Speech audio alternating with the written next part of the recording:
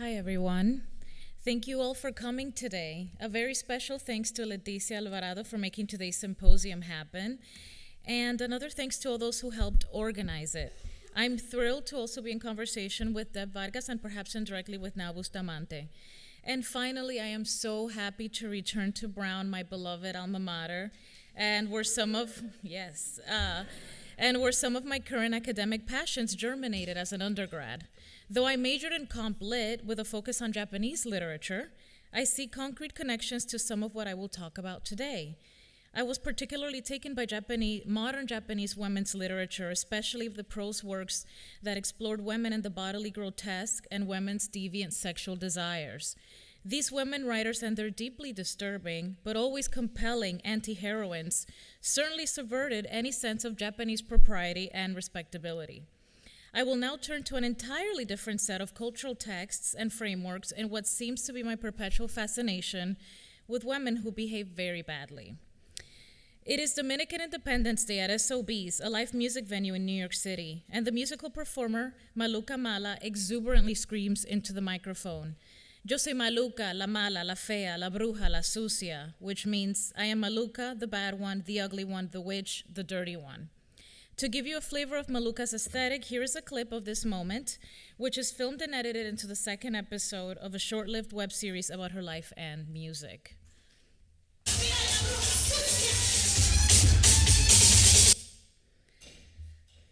Her cri de coeur is an appropriate starting point for this talk, a meditation on the performative possibilities of diasporic Dominican identity that shatters the conservative nationalist paradigms that predominate.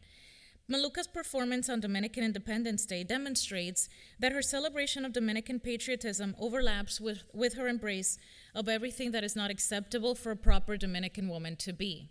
That is, bad, mischievous, ugly, and dirty, literally or figuratively. Maluka's performance name itself exemplifies her tongue-in-cheek ludic badassness. Maluka means crazy and Mala means bad. Maluka frequently cites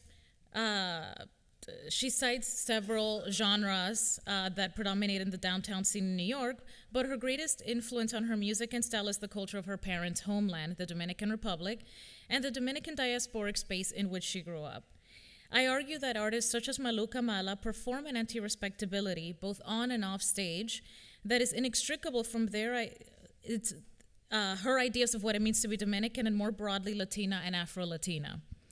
I propose that these interpretations of Dominicanness open up what is an ostensibly nationalist conversation to include diasporic and international senses of belonging, not based on the exclusion of other subjects. I am inspired by the Vargas reading of Selena's music and performance as, quote, complicating how Chicano music has reflected and reproduced Chicana and Chicano identities and subjectivities through departures and arrivals that move against assimilationist code terms such as crossover, end quote. I explore the realm in which Maluka Mala and another Dominican American musical performer, Amara La Negra, negotiate, contest, and or play with their status as racialized and gendered bodies within a transnational music market and within hierarchical hemispheric currents. I am inspired also by Carolyn Cooper's term bottoms up, as you saw in the title, which Mimi Scheller describes as a, quote, tongue-in-cheek yet serious call that reminds us of the sexualized representation of the potent female bottom in contemporary Jamaican dancehall culture. Moreover, these nether regions are not spoken of in polite/political society, end quote. I expand my usage of the term to include any mode of physically or verbally expressed anti-respectability, the stuff that polite and political society would reject. These bottoms-up performances of patriotism, which emphasize the playful, the dirty, the crazy, the sexual, and the best left hidden, are powerful ways of resisting mainstream homogenizing narratives either in the US or on the island. However, neither Maluka nor Amala can easily become poster children for a radical Black or Latina feminist agenda, as we will see is especially the case with Amara. Indeed, I push my analysis of their work beyond the question of whether or not they should be celebrated as radical subjects. Instead, I meditate on how their performances are windows into how Latinidad and Blackness have been themselves shaped by European colonialism on the one hand and US-centric imperial projects on the other. Maluca Mala, who was born Natalie Yepes, and Amara La Negra, who was born Diana Danelis de los Santos, are both self-identified Dominican women who were born and raised in New York City and Miami, respectively. Though they both appeal to younger fans interested in danceable music, they differ markedly as performers and sell within two different musical markets. Maluca places herself within downtown underground club circles in New York City, while Amara's success lies within a more mainstream Spanish language, U.S. Latino and Latin American market.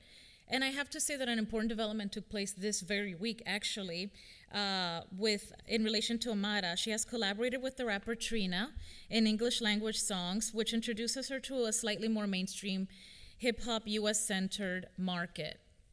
So that was a really important change here. Though there is little time to delve into this issue today, I will mention that Maluca's and Amara's performances juxtapose in a fascinating way with another Dominican woman I explore in my book, Salome Ureña. Ureña was a 19th century poet and educator who has symbolized the epitome of Dominican feminine respectability. The differences between these women reveal telling changes and continuations between Ureña's era and the 21st century. In the 19th century, civilization and progress went hand in hand with propriety, moral rectitude, and virtue. And Salome Ureña's success as one of the most respected voices of her era, who hobnobbed with the country's leaders, relied unquestionably on how well she could perform respectability.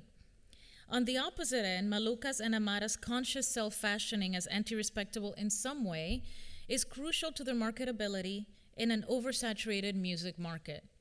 They enact the kind of creative openness and playfulness that was simply inconceivable for someone such as Ureña.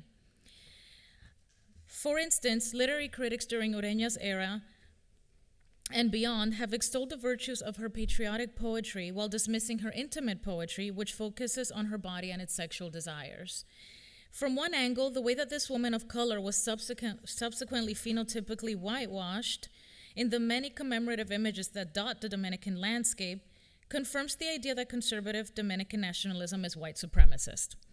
From another angle, the elite men and women who chose her as the first poet of truly national renown were desperate to create a national culture in the face of possible UN annexation in the mid to late 19th century.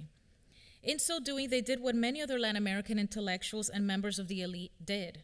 They resorted to a Hispanicism and Eurocentrism that tended to erase and exclude their nation's Black and Indigenous populations and their cultural expressions. I mention these historical details in order to pose the following question. How do we in Latino studies, Afro-Latino studies, and African diaspora studies conceive of Latinidad and Afro-Latinidad when we think not only of Afro-Latinos as a demographic category to be counted and how their perceptions of Blackness differ from those they encounter in the US, but also looking at the issue from an entirely different angle, how colonialism and imperialism throughout the hemisphere have fundamentally shaped Blackness, Latin Americanness, and Latinidad. The contours around the question put some of the burden not only on the national spaces these migrants have left and on migrants themselves, but also on the complicated nature of Latin American national identity in the first place. To put it more simply, I am not only interested in how these two Afro-Latinos create music about and perform engagements with their life stories and their surroundings, but also how the enduring legacy of a neocolonial global order has influenced these very engagements. We can think of these questions as concentric circles. We can start with Amara and Maluca's art in relation to their Dominican American identities, broaden out to consider their Latinidad and minority U.S. status, reach further outwards into the ancestral homeland of the Dominican Republic, pause at this stage and consider how this circle also embraces the African diaspora, and finally reach backwards in time through the nationalist political and military violence inextricable from the trauma of several colonialisms. And I can now return to my talk's more specific question of, in what ways can the Black Latina body in the 21st century set itself free, propriety be damned? To what extent can it set itself free, considering the ways in which racialized women continue to be hypersexualized and under-intellectualized in a neo-colonial global market? I will demonstrate that even within this tension, creative subversion can and does take place. I will start with Amara. The scene is a familiar one. Exasperated passengers endure a traffic jam in Santo Domingo's colonial neighborhood.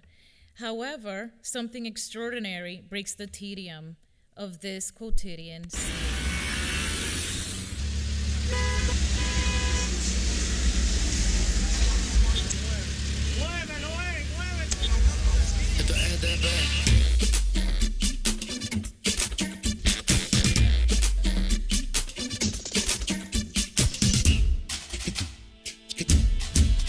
Soy Amara la negra, los chicos me caen atrás. No sé si será mi pelo o mi forma de bailar. Ritmo con velocidad, pa' ponerte a gozar. Con mi cuerpo de guitarra yo los voy a Enloquizar.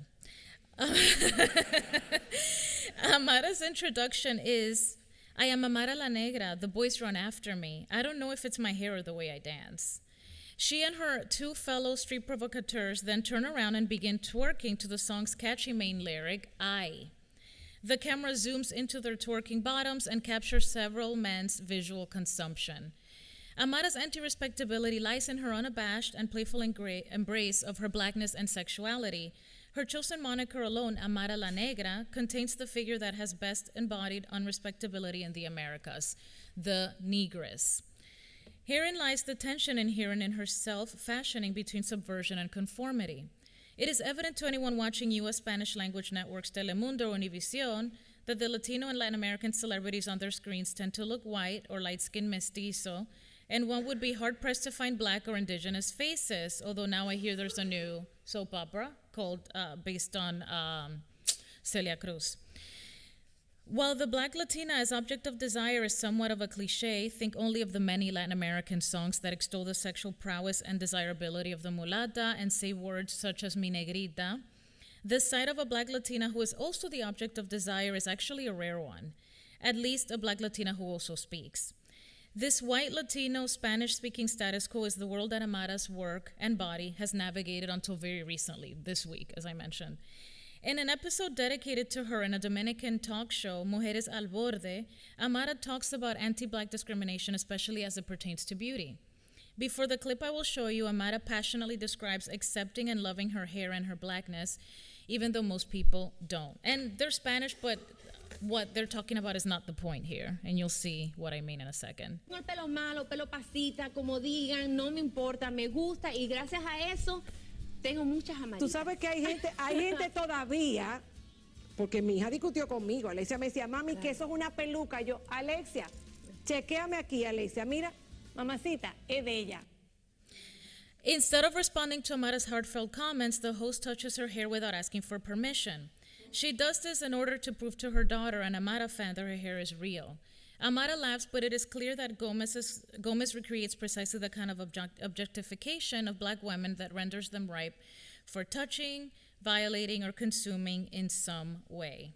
While Maluka relishes the margins, as I will show, Amara seeks to affirm her rightful place at the metaphorical table, which is another kind of subversive act. Indeed, Amara made her first television appearance on the international Pan-Latino variety show, Sábado Gigante, when she won the Miss Chiquitica contest. What is more mainstream Latino than Sábado Gigante? Moreover, though I deem her performances and self-fashioning anti-respectable, in my view a compliment, it is unclear whether or not Amara herself would embrace this assessment. Despite her revealing outfits, sexually suggestive songs, and signature booty shaking, Amara la Negra's interview persona conforms to many norms of respectability. During interviews, she always smiles and speaks in a mainstream-friendly standard Spanish. At another point in her Mujeres al Borde interview, she and her mother insist that Amara does not actually enjoy wearing such revealing clothing and dancing provocatively. Amara states that her mother is always off stage, and after performances, she leaves with her mother hand in hand. Though the figure of her mother literally watching over her from off stage is meant to give her an aura of respectability, both mother and daughter also insist that it is the mother who bought and forced Amara to wear the spandex Daisy Dukes featured in the I video. As further evidence that Amara, the performer, differs from the real woman, Amara states that she does not twerk down the street and, quote, "You will never see me in a club dancing as I do in I." In this sense, she distances herself from what many of her fans actually do while listening to her music. But one thing to say is that it's possible that these answers were astute negotiations of the hemispheric Latin American circuits in which she hopes to succeed, and a knowledge that the audience of this show differs markedly from the audience that is most likely to buy her music. I will move on to Maluka, La Tiguera. I will turn to Maluca Mala's first song and video called El Tiguerazo. The song's title refers to the quintessential Dominican masculine archetype of the tigre and can be loosely translated as the super tigre. I will discuss this important Dominican archetype in a few minutes. Maluca said her song was inspired by a Dominican musical style called Mambo Violento or Mambo from la Calle, a spread of merengue, and I also detect merengue típico, a rural traditional style of merengue. The video and lyrics embed her within a Dominican York culture of her childhood, and I'll just show the first few seconds of the video.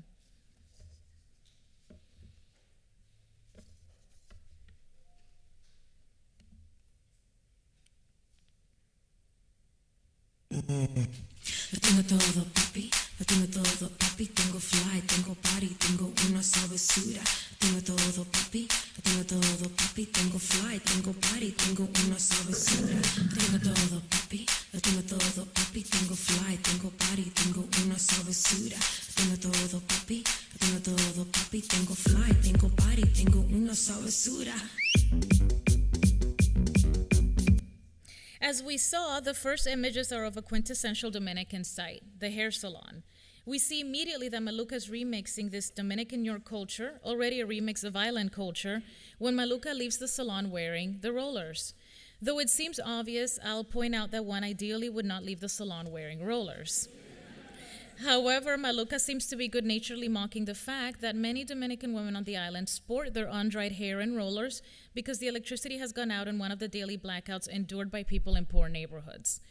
Perhaps a visit to their local salon was cut short by one of these apagones, since some of these homegrown small businesses simply cannot afford the kind of powerful generator that could support the blast of a dryer. In this manner, the first few seconds of the video are an ode to the routine performances of working-class Dominican femininity. What many scholars in the U.S. have constituted as Dominicans' black denial becomes the space of creative possibility for Maluca. Her ode to Dominican women's self-fashioning is an act of disidentification, to borrow Jose Muñoz's neologism. She is neither wholeheartedly embracing Dominican women's hair straightening practices, rooted, of course, in the racist notion that black hair is bad, nor rejecting the practice of going to the salon by, for instance, wearing her hair in its natural curls. Instead, she stops the process midway. Her embrace of the rollers, a complicated embodiment of both African diasporic and diasporic Dominican subjectivity. In this manner, she escapes the binary in which a black woman's body is always either in radical contestation or in submissive agreement. She rejects the dichotomy between, on the one hand, falling prey to Eurocentric standards of beauty, and on the other, embracing her African roots. In this sense, her performance and embodiment of Afro-Latinidad escape the parameters of a common stance in U.S. academic and popular media discourses that place the DR within a not yet stage of temporality that will ideally end with the correct embodiment and performance of blackness. Though the large rollers in her hair are enough to call attention to her body in the upper Manhattan streets, her clothing adds to the spectacle. She dons red sequined booty shorts, sheer stockings with a red line running along the back of her legs, red heels, a bustier, and bright red lipstick. She saunters down the sidewalk until she kicks off her heels in favor of chancletas that aid her ride on a bicycle. And traveling from the salon to her apartment building involves circumventing the kind of street harassment in the form of catcalls that many women have to negotiate in New York and Dominican streets. And I'll just show you this clip instead of talking about it.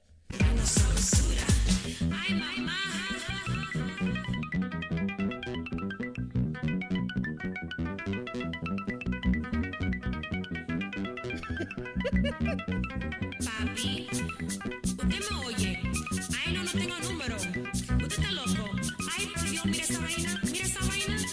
Oh, no. Me mata el no. Notice that she fends off the male gaze here in total opposition to Amara's playful invitation. So that was just another point of difference there between the two artists. And the end of the video, I'll just show you a clip because I'd like to make a point about it. Tigre, ven pa' acá que soy la mamazota del blog. A mí me gusta el tiguerazo porque tú tienes esta calle on lock. El tigre, el tigre, el tigre, el tigre, el tigre, el tigre, el tigre, el tigre, el tigre, el tigre, el tigre. By the way, this video came out before Lady Gaga began doing that with her hair. which connects to something I will say in a second, quoting Maluka herself.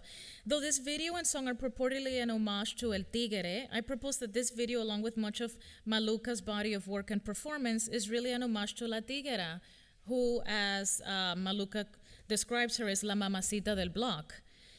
So what I'm calling La Tigera, Maluka has also called Lola in another context. She explains in an interview that Lolas are, quote, the characters in the underground who society deems as non-compliant. It's not gender specific, it represents the hustle. Lolas don't cook, we eat takeout, because we're too busy hustling. We're too busy inspiring people, looking fly, making shit happen. We inspire fashion, we inspire music, we inspire art and what's hip and what's fly. Beyonce and her girls, they rule the world, but the Lolas, we rule the underground, end quote. The song in question was inspired, and she's talking about her song called Lola. The song in question was inspired by a woman she knew as a child who stripped in order to better her life. As evident above, the basic definition of a Lola is a woman who often has to hustle in order to reach her goals and to make ends meet. That Maluka theorizes the Lola in relation to a sex worker is also enlightening, considering the broad questions that started my talk.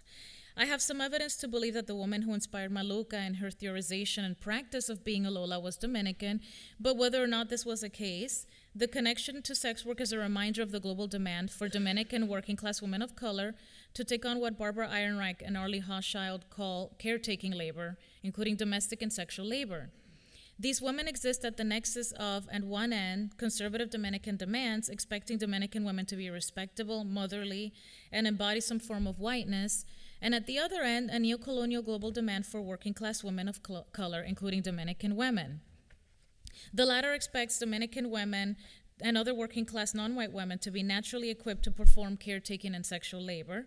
And just yesterday, the New York Times published a review of the Dominican film Sand Dollars, which portrays the complicated sexual relationship between a 70-something wealthy white European woman and a very young Afro-Dominican woman in the Dominican Republic. The reviewer deemed anyone who focused on the inequality of the two women as, quote, cold-hearted prudes, end quote, further writing, quote, connections between Dominicans and tourists are made easily and there is no stigma. Sex is just another local commodity, one that Dominicans take much less seriously than their clients who ply them with cash and trinkets, end quote. That the paper of record published these words, eerily echoing earlier colonial encounters, should remind us that of the persistence of these very old tropes. In many ways, Maluka's performance and Dominicanness in her video and at other moments reflects a desire for the ability to embody Dominicanness in the diasporic space. This desire resists an assimilationist narrative, which I would also describe as imbricated with an American exceptionalism. This exceptionalism extends to discourses in which the U.S. space is necessarily and always more liberated and emancipatory. Like other children of immigrants, Maluka's desire is not to return, for she was born in the U.S., but a desire to access performative Dominicanness not contingent on the exclusions of conservative Dominican nationalism. This desire alone is a site of resistance not only against conservative anti-Haitian Dominican nationalism, but also against the triumphalist narratives in which Latino and Black immigrants must follow certain evolutions, whether assimilationist or otherwise. Maluka Mala and Amara La Negra consciously and subconsciously challenge some of the currents in U.S.-centric Latino and African diaspora studies, in which the U.S. space necessarily leads to eureka moments, while the non-U.S. space remains backwards, caught in the realm of the not yet. Thank you very much.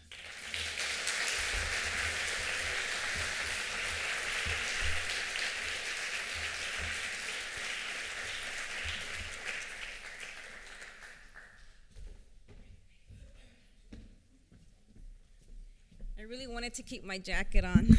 I was telling Letty and Dixa, it's so nice, and now it's so nice to be able to wear, some colder weather clothes that I don't get to do a lot in Southern California. Thank you so much, everyone, for coming out.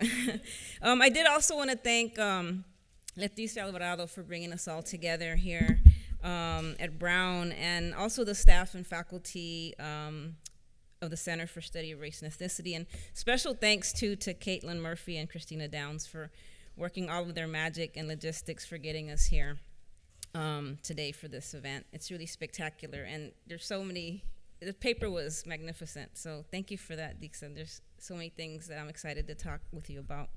So I'm going to go ahead and start. Mexican singer Jenny Rivera once tweeted out to her fan club, the J Unit. Dear J Unit, when I die, remember to please make sure I am buried upside down so the haters can continue to kiss my ass. Statements like this exemplify Rivera's brash, in-your-face, loudmouth performances and disreputable femininity. Rivera era una mujerona, a big, audacious woman who wasn't invested in a clean, respectful celebrity status, an irreverence shaped as much by themes in her hit songs as her public fights with family members, multiple failures at marriage, and songs she wrote that gave life to shameless women. Jenny Rivera, born Dolores Yani Rivera Saavedra in 1969 in Long Beach, California, was the eldest of 6 children to Pedro and Rosa, undocumented immigrants from Sonora and Jalisco, Mexico. At the time of her tragic death in December of 2012, Rivera was known as Mexican music's diva de la banda, and arguably one of the most recognized singers of Mexican norteño music. She was adored by her fans and had an especially strong fan base among Mexicana immigrants residing in the United States. They seemed especially drawn to Rivera's way of dealing with challenges in her life. Rivera rarely had a filter when it came to putting issues she cared about on blast, including calling out domestic abuse, homophobia, and anti-immigrant racism. She never abided by the rules of decency. Rather, she seemed to approach her life's work in the manner she worked her life, churning out, cranking out, and giving out in ways that testify to the relentlessness of a certain Latina working class immigrant tenacity. Rivera never had anything to lose. She was born in deficit.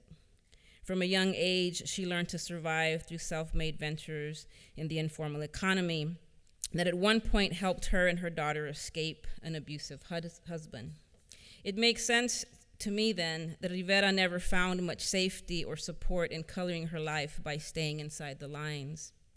She often commented in interviews that her big mouth came from the fact that, in her words, silence never saves women. Today, I want to consider an example of Rivera's cultural labor as a production of queer Latina sociality. Specifically, I want to reflect on how performative modes of suciedad, or the nasty, dirty, and filthy acts that animate queer socialities as sociedad, meaning community, friendship, kinship.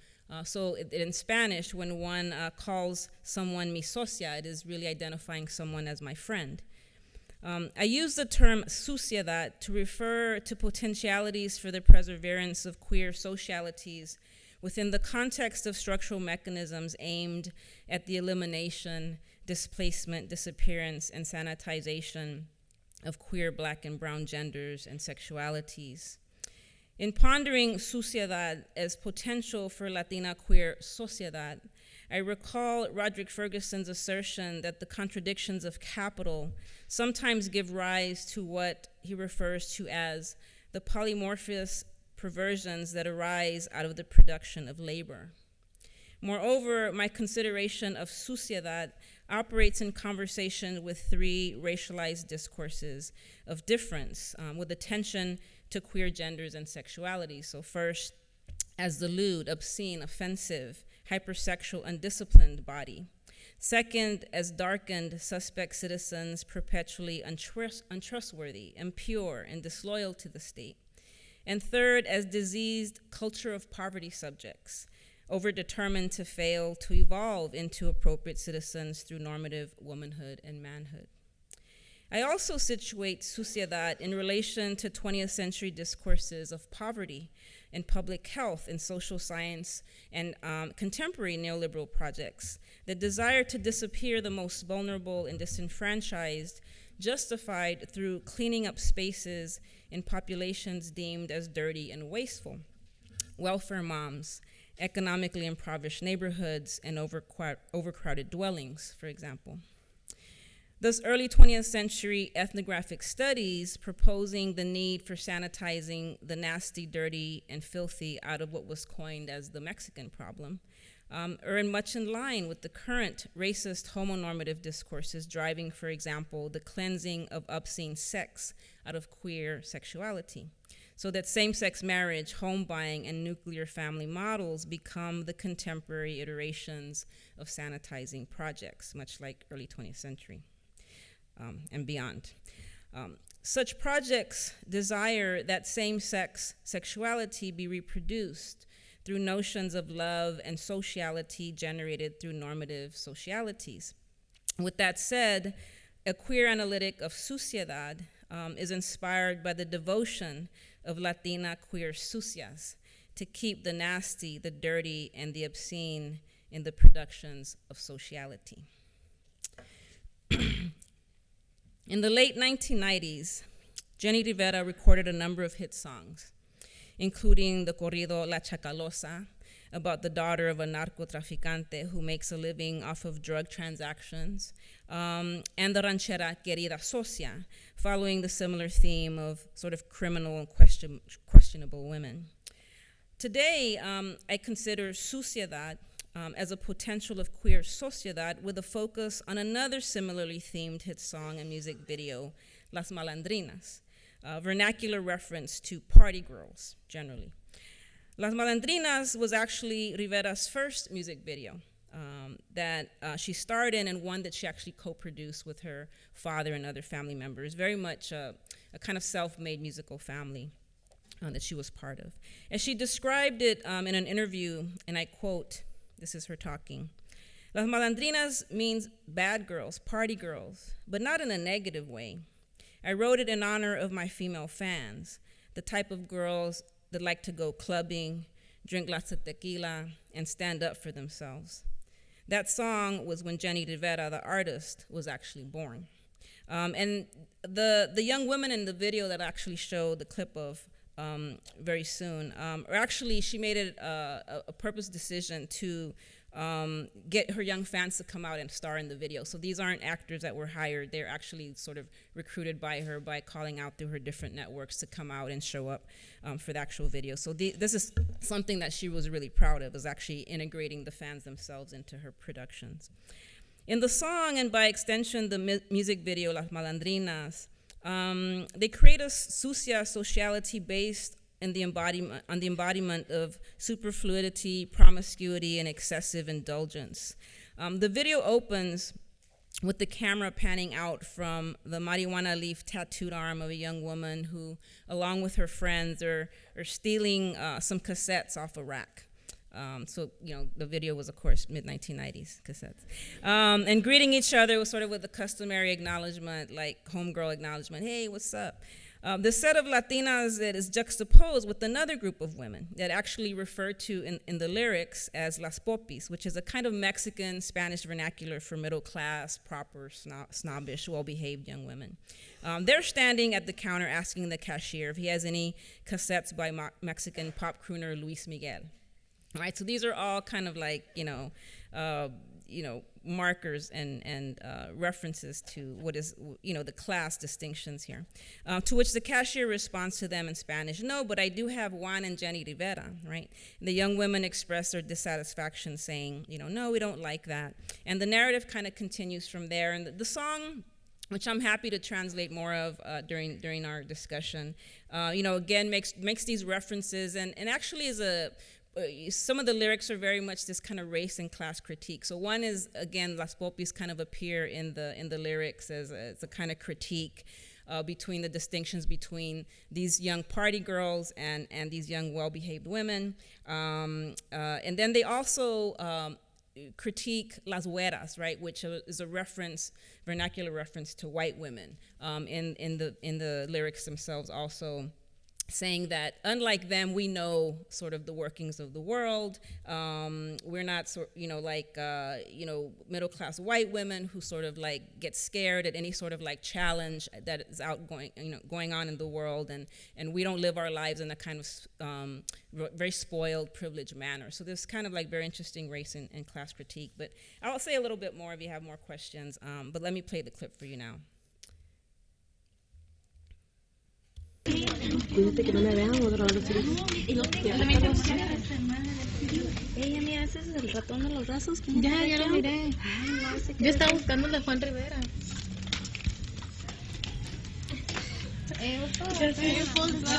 Disculpe, ¿tiene póster de Luis Miguel? Si me permites un momento, voy a ver, ¿ok? ¿Puedes traer dos?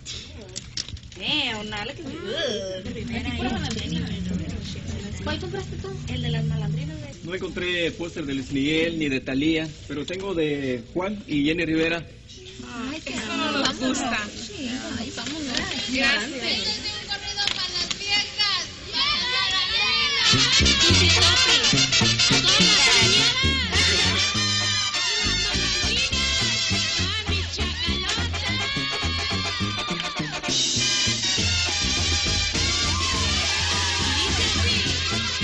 Nos dicen las malandrinas porque hacemos mucho ruido, porque tomamos cerveza y nos gusta el mejor vino.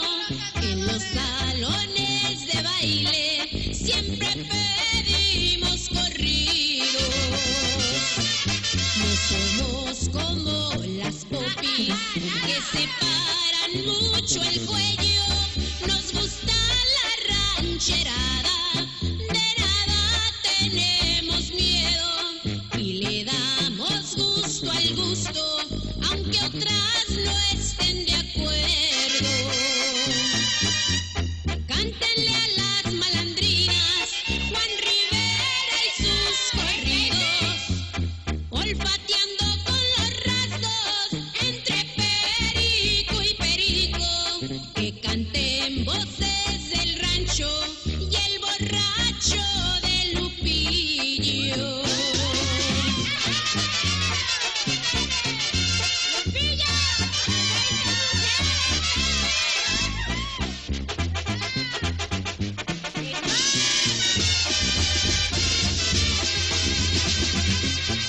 Cuando se trata de amores, nos gustan muy bien vestidos, con sus botas y tejanas, elegantes y atrevidos. Cuando les llegue la cuenta, que no se hagan los dormidos. Nos gusta andarnos paseando, nos encantan las loqueras, conocemos bien el mundo, no somos como las güeras, que de toditos se asustan, no andamos con chifladeras.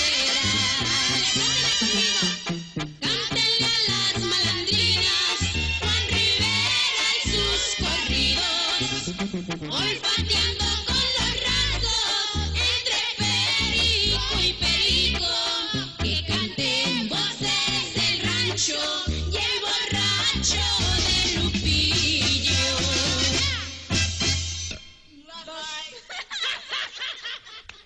I also forgot to mention that, Las Malandrinas, this became a reference to a lot of Facebook social groups, clubs, adopted this name for themselves. Jenny Rivera would often, in her concerts, scream out the beginning, "¿Dónde están mis malandrinas?" To which she would get a big roar for those who self-identified as such. So it became sort of much broader than the video and song itself, to create these kind of social relationships. So the video shows Las Malandrinas convening a sucia sociality as intimate relations cultivated through excessive alcoholic intake. What I read as S&M desires and the unproductive labor skills of kicking it or hanging out. We can assume, based on the visual narrative, that these malandrinas have some resources to buy beer, to gas up their pickup trucks, but they choose not to spend it on purchasing music. These malandrinas also have a free amount of daytime, right? So, which is capitalism's productive time, the 8 to 5 working hour day. We might assume that this is due to these young women being unemployed, or perhaps it's because their work time occurs during nighttime. Either way, as non-daytime working subjects, they are eligible as productive citizens of U.S. capital. What daytime they do have is dedicated to play, homosocial relations with other feminine presenting genders, and attempts to forcibly transform las popis, these well-behaved, respectable young Latinas, into their world of incivility and disreputable genders. Within the context of xenophobic racism directed at Latinas, mostly Mexican and Central American immigrants in the U.S., Rivera's malandrinas create una desmadre, a chaotic disorder to the production of a normative Latino citizen. In fact, Rivera's malandrinas encourage brown feminine presenting genders to act out an alternative sociality given the fiction's promised of formal citizenship. Malandrinas, thus, are no dreamers. Rather, they are the brown, trash-talking, misbehaving Latinas whose resilience is concerned with the daily, with grinding out today and maybe getting in some joy along the way. Because this world is constantly closing in, trying to disappear their traces. The socia worlds imagined in texts like Las Malandrinas and other feminine presenting queer gender socialities, those of queer femmes, of non-normative working class and underclass women of color, transvesti and transgender Latinas, create una desmadre within normalizing discourses of Latino citizenship figured through the conjoining calls for marriage equality and immigration reform platforms organized through the homonormative trope of family. Sucia sociedad is thus a convening of those friendships and kinships of nasty girls, party girls, and troublemakers that on the one hand can be viewed as specters of the mass onslaught of brown bodies that, according to racist US discourses, create anxieties over social welfare drains and criminality, but that in their performances as racialized queer spectacles also bear witness to other collective intellectual praxis. As such, I read the performance of Las Malandrinas of their queer gender as a critical commentary against respectability, a performance of uncivil femininities that mock the broken promises of the state to reward the decent, appropriate, and hardworking. In this way, I suggest that the queer socialities of sucias like Las Malandrinas illuminate the racist contradictions of US Latino citizenship discourses of civility that thrive on the simultaneous necessity and disposability of brown labor. Sucias, in other words, are embodiments of indiscretion and excretions of wasteful byproducts, as in waste or deficit of productive time and space. Within a racist, xenophobic, capitalist world where brown bodies are the constant site of regulation, Las Malandrinas privilege drinking time, puro party pool time, and kicking it time. They lay claim to leftover lovers, temporalities of debt, and transient intimacies. Latina queer sociedad thus functions as a performative critique of spatial temporal modalities of separation and alienation, borders, domestic privacy, individual achievement, and rather activates public indiscretions, valueless labor, and queer foreplay as other ways to connect, to cling to, bear witness, and associate with.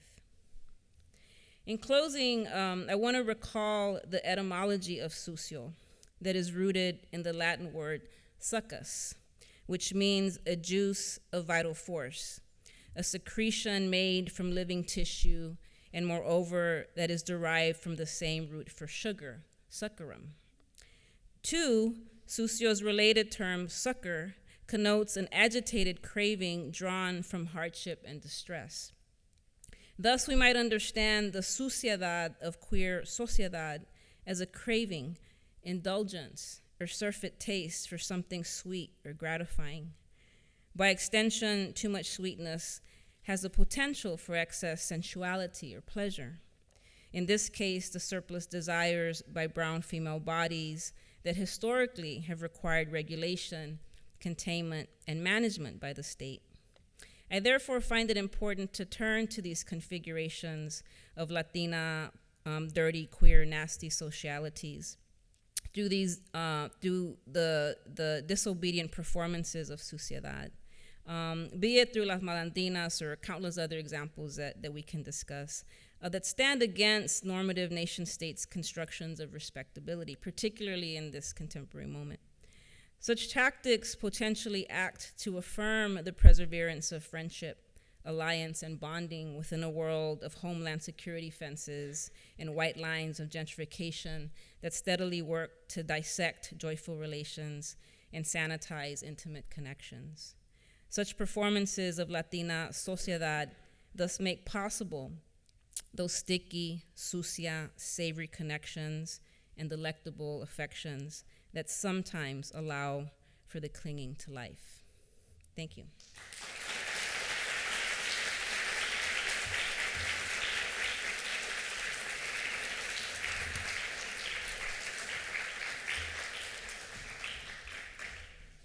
Should we put your poster back up? I want to put this back up. Okay.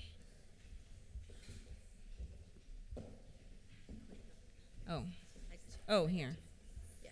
There you go.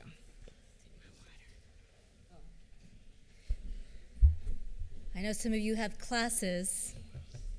But first we're going to let Deb and Dixa kind of respond to each other a little bit before opening out for questions.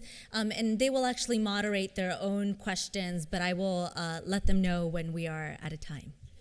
Chairs are so fancy. I don't know how we should. I don't know. Should we? Do you have something? Sure. I mean, I don't have concrete questions. I have so much to think about. Your talk was amazing. I hadn't actually seen Wendy get up, but a lot of my undergrad students love her. And she died recently, didn't she? Yeah, 2012, not too long ago. In a really tragic accident. Yeah. I mean, there's so much to discuss here, and it's funny because I think our presentations are both calling forth playfulness and the comic and play non-productive time, but at the same time there are these really serious stakes. Very urgent kind of discussion, right, about what are the possibilities for respectability. Well, there seem to be none, right? It doesn't matter how well behaved certain bodies are. They will never kind of be anything but respectable just in and of themselves. And I really enjoyed your discussion of the etymology of sucio, because I think talking about anti-respectability kind of has forced me, and maybe you as well, to think about the playfulness of words, and you did that a little bit with sucio, sociability. So can you talk a little bit more about that? Yeah, the etymology part has come a little bit later, and this is kind of part of a bigger project where I'm looking at a number of texts for this particular book, and also thinking more about impermanence, right? So the broader project is Suciedad, and Sucia is a kind of like one analytic, but I'm really thinking a lot about impermanence and how Latinos and Latinidad have been shaped, right, through these racist discourses. Always impermanent, right, as refugee, as exile, as immigrant, etc. So this is one kind of example. So the etymology, I think, has helped me to kind of like think critically about, particularly in this moment, for this particular text, that access, right, to pleasure and joy and, to time, to happiness, right? Those kinds of I think what may sometimes be dismissed, right, as sort of just part of life, but that are increasingly for certain peoples, and if we're thinking about, brown people, Latinos, in various contexts, harder and harder to sort of come by. And so like the etymology that sort of is taking me back to think about sweetness, to think about pleasure and excess, right? And how, what are the kinds of ways in which people negotiate that, right? Of a certain sort of like when you don't have economic privilege, when you don't have privilege of space or time, et cetera, right? So that's just some of sort of where that is going, right? But it is an interesting kind of like way to rethink about the dirty and the nasty, right? So in all of those ways, right? But in all the ways that like have always required consistently this kind of containment and management, right? But I wanted to kind of bounce off that and ask you, because part of sort of, I mean, I loved your paper as well. It made me think so much about some of these broader issues, but there's a lot. Like I have a ton of notes I took, because like there's so much stuff in your paper that that was amazing. But one was going back to labor. I took out the tigre discussion. But one was about the labor, right? Because what I appreciate, there's so many things that I appreciated about your paper, but like one was around, the celebration, like how do we do this kind of work, right? Around disreputable kind of genders, or what do we do with the question of respectfulness and respectability, particularly in this time? And when you talked about, how do we do this work without celebrating or having, particularly, right, Black and brown non-normative genders, right? Like the figures, right? Maluka, et cetera, and not have them be trapped back into this box of like as resistance figures or as celebratory figures, right? That's very difficult to do. So I really appreciated that. And then I appreciated where you emphasize labor, right? And kind of like the work. And I think the distinction of that comment of Las Lolas, right? The distinction between we still run the underground. There's still something about the underclass, the underground, right? The under, like invisible, illegible, that there's still work going on there, right? So I really appreciated how you brought labor back into the discussion. So I was wondering if maybe you could just say a little bit more about just, the labor question, right? And sort of like how you're kind of thinking about the work, et cetera. Yeah, thank you so much. Well, it came up in part because the chapter that will go right before this chapter in my book focuses on representations of Dominican sex workers in both Dominican and your North American and European representation. That's also why I wanted to bring in the sand dollars discussion in the New York Times. First of all, it happened just yesterday, but then I began wondering, well, why is it that in that chapter I talk about representations of Dominican sex workers, and I focus more on the colonial and imperialist kind of underpinnings of how sex workers are discussed. And then in my next chapter, I was moving to this kind of Dominican American performance and the way in which we can celebrate them. And then I was like, wait a second, why am I just was questioning my own immediate move into why is it that this kind of performance and labor is more easily celebratory to a certain kind of academic inquiry, whereas this is more not as easily seen in that way. And I am still working through those questions, but I definitely, even just including someone like Amara and Maluka with each other brought out these questions, because one of them is easier for like a radical intellectual project to conceive of as celebratory, because she's questioning all these things, whereas Amara is like, I want to be mainstream successful, and I am inviting the male gaze, and she doesn't seem, I follow her closely in interviews, and she doesn't seem to, there isn't a kind of level of irony there that often we academics love so much. She's just very, very earnestly saying, no, I don't twerk, it's just for work. And it's fascinating because she very much separates her work life and her performance persona and then her home life where she is respectable, etc. Of course, it's unclear the reality of that. Maybe that's how she negotiates herself. With Maluka, of course, she always talks about the hustle, and in her web series, she talks about getting food stamps and look at how glamorous I am. She was wearing a fur jacket, and she looks very glamorous, but she's going to get food stamps. So she has no problem just infusing both her hustle and her labor. But I really want to be careful about how, I mean, I kind of want to theorize the celebration of certain figures as these iconic, perfect representations of a radical agenda, and others as somehow falling short of that. I wanted to kind of get into, well, what kind of work am I doing? Why am I desiring this kind of temporality, right? Of, well, this is somehow a more emancipated subject worthy of study, and this one represents something different.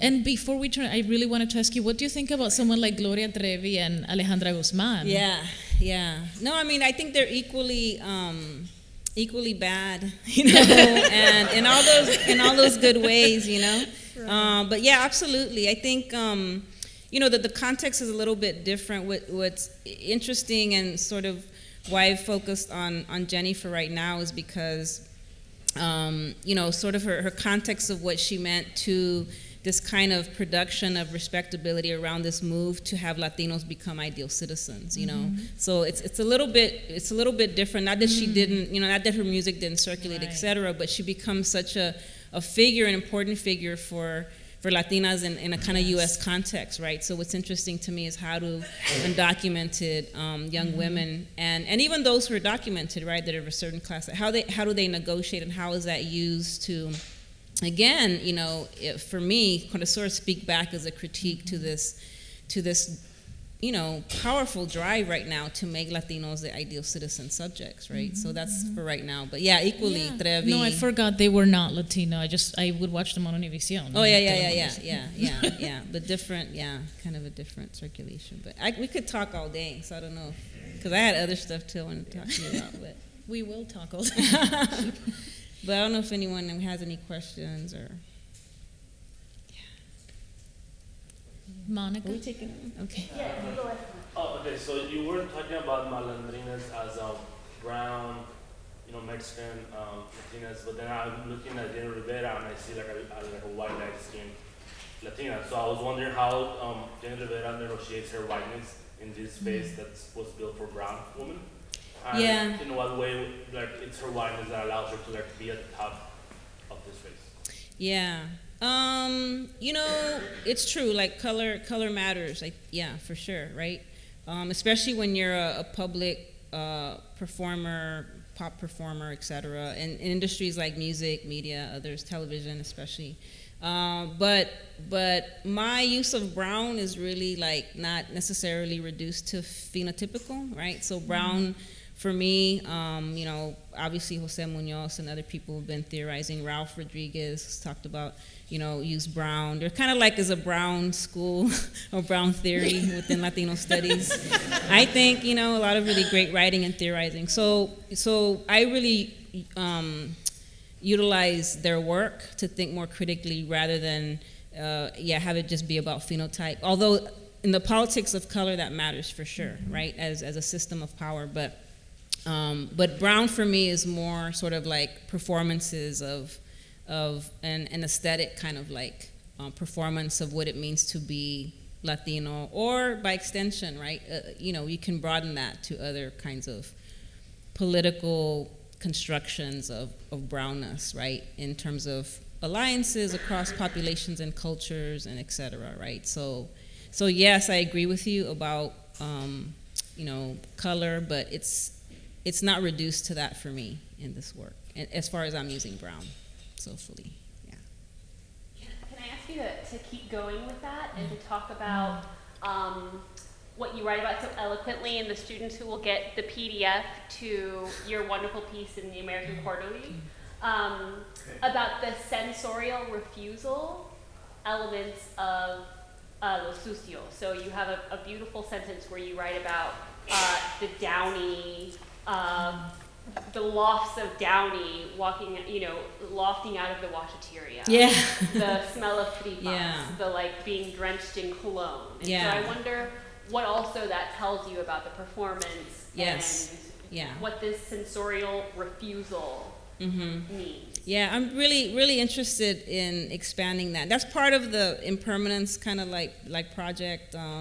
More of the sensorial refusals having to do with, right? So how does brownness, right? How is brownness or brown sort of shaped by these other kinds of like senses, right? And what it means to be, or how one is, is legible as such, etc. But yeah, I mean, I think that a lot of those, like, so for example, part of my project wants to take up like the sense of smell, right, in terms of the politics of containment, or how do other kinds of senses sort of create so-called impermanent subjects to establish, to reaffirm, to make legible, right, through other means, right, whether that's through scent, smell, how does one leave traces of themselves, right, but also how does one extend time and temporality through things like, the food marination. So one of the chapters, for example, not to make my answer so long-winded, is on the chicharrón, right? Mm-hmm. So I'm kind of doing a kind of pan-Latino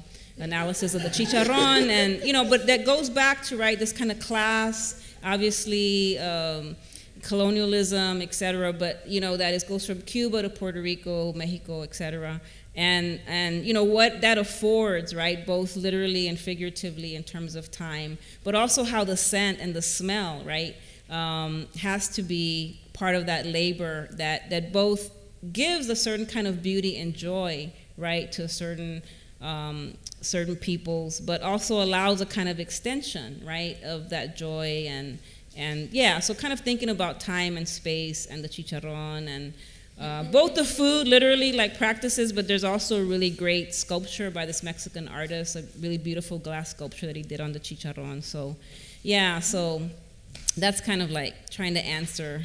I'm very long-winded, so I'm trying to keep my answer short. But that's an example of sort of like, that hopefully responds to what you're bringing up, yeah, and other senses.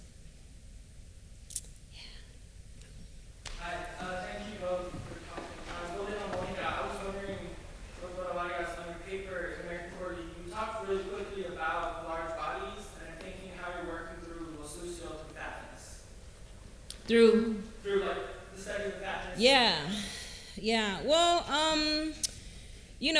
all of that is part of sort of like the ways in which certain bodies, right, are in excess of, right, standard normative ideals, beauty, all these kind of constructions, right, of what is sort of like normativity, what we call sort of like normativity. But yeah, I mean, I think that for me, the way that I think about that is in relation to sort of excess, right? So what I ended sort of the paper talking about, like, why is excess consumption in all sorts of ways, right? Whether it's food intake or other material intake or time, at a certain point, those constraints come into play for certain populations, right? So I think if we're talking about in this context, Latinidad or Latinos, right? There's only a certain amount of space or consumption or pleasurable desire, et cetera, that's going to be allowed, right? So it is in that context that I think about sort of size or bigness in that way, but it's mainly to symbolize, access and excess, right? In a kind of politics of class and race, right, for Latinos.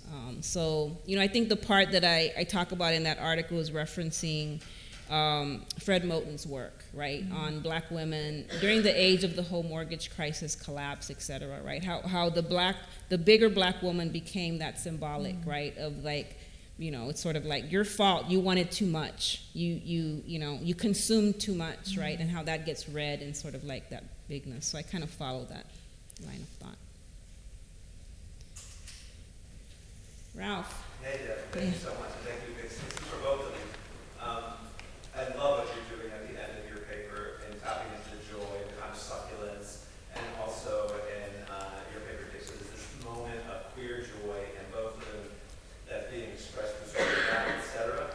And I'd love to hear you talk about that a little bit in relation to kind of left politics now, which seems to me probably rightly getting a little bit dour, getting a little bit down, getting a little bit smug, and how you see the kind of work you're doing, revivifying that, giving it a different space, a different kind of affective texture.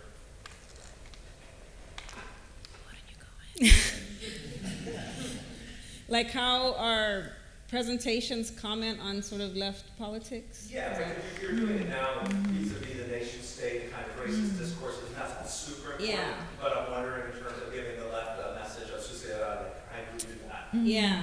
Well, I mean, I think, you know, in both these presentations, right, you have such great enactments, performances, representations of, you know, of really not just disrespecting, right, standard, you know, lines or delineations of you know, of well-behaved or et cetera, right, or like of, you know, of a normative citizen. But you have like these examples that are not just doing that, right, but they're actually like not just going beyond those lines, but they're really like creating voices and representations that like, I mean, speaking back isn't even what they're doing, right? They're like totally disregarding, disrespecting. I mean, and even those I think aren't adequate terms for what's actually going on, right? And I think it happens in daily practices too, right? And just in sort of everyday, mundane kind of practices. But I think it is, you know, one can read that as sort of like a commentary on sort of, you know, leftist politics, that usually the limits are, you know, one can sort of enact some modes of you know, irrespectable behavior, et cetera, but there's always going to be still, right, sort of like lines around what is, just boundaries around what is acceptable or not, right? And that usually happens through, we all know, like very condescending kind of like, you know, critiques back, right? So. You're not doing good work. You're just being excessive. You're just Right. Because if you continue to act out, I mean, this is kind of like what happens. Or if you continue to act out, you're gonna mess it up for the rest of us, right? Or you're gonna kind of like show yourself up and like, you know, not follow kind of like the agenda as planned, et cetera. So, and then that's kind of what's happening right now with, I think, the sort of like platforms and agendas of, you know, Latino, right, politics, right? So, you know, we can have demonstrations, et cetera, but they all have to kind of fall in line with, you know, this ideal of fulfilling kind of U.S. American citizenship, right? And so for you know, for transgender folks, for the sucias, for the, you know, et cetera, right? For the folks who are in debt, who don't care about, you know, being in debt for the rest of, et cetera, right? They're not going to be, right? They're not falling in line with this kind of like more leftist, I don't know, radical idea. I don't know, I'm talking off the top of my head. So. Your question, for me, what comes to mind in terms of my work and your work is the idea of time and how you're spending it. And there's something really radical, though I think leftist politics and subjects who follow leftist politics often don't see it this way, and that is that there's something really, really radical in just being happy in your own body when your body is supposed to represent a certain thing, whether that be a laboring body, always enduring, like just the working, you mentioned something, the working class, the way the Malandrina rejects the working class, mujer abject, just always suffering, the all suffering kind of working class migrant woman who like sacrifices everything. And there is something radical about, I mean, I know that this is popular in the blogosphere, but about self-care. And there's something radical about enjoying yourself and looking fly, as Maluka Mala would say. And so there's a way in which these women that we're talking about and other people, their embrace of being happy or being sucia and playing around, not being quote unquote productive is radical, very radical. And that's the way I see it. And so to me, that alone, that's where I come in to your question. Yeah, I think like time, you know, like, I mean, it reminded me, I mean, because like, you know, there's something about the immediate, right? That's not about like longevity or about, you know, like these other kinds of models for like how to live a great life, right? Like a lot of times those models are based on, you know, things like, you know, saving the futures out there, whatever, right? And so I think like in some of these productions, really the joy, the gratification is like now, we need it now, you know, because everything else is kind of like crashing down. So I think time is a really good, just to bounce off what you were saying. Yeah, you know? It's a very anti-Protestant ethic. We want it right now, we're not going to see Yeah. We have time for maybe one final question before taking a break. Thank you both for this At one point in your presentation, you kind of hinted at an enacting of patriotism being kind of synonymous with enacting an anti-Haitianism. And so I'm wondering, like understanding that would also then mean enacting a certain blackness means enacting an anti-patriotism. And so I'm wondering for someone like Amara La Negra, for her experience in trying to be within the mainstream, but still enacting this kind of subversive reality for her, what then does that mean for her enacting a blackness, which means enacting an anti-patriotism? And how do you see her navigating that space, but still then wanting to be accepted in the mainstream? Yeah, thank you so much for that wonderful question. And I think that there's a lot of binaries in your question, because there's a lot of binaries in the issues, right? One thing that I didn't have time to develop in my talk is this very important thing, and that is that Dominicanness has always had currents of blackness, always had currents of resistance against a very conservative strand of Dominican nationalism. So I think that someone like Amara La Negra and Maluka Mala and her senses and many other people, Junot Diaz, right, because he always has to be mentioned. No, I love him.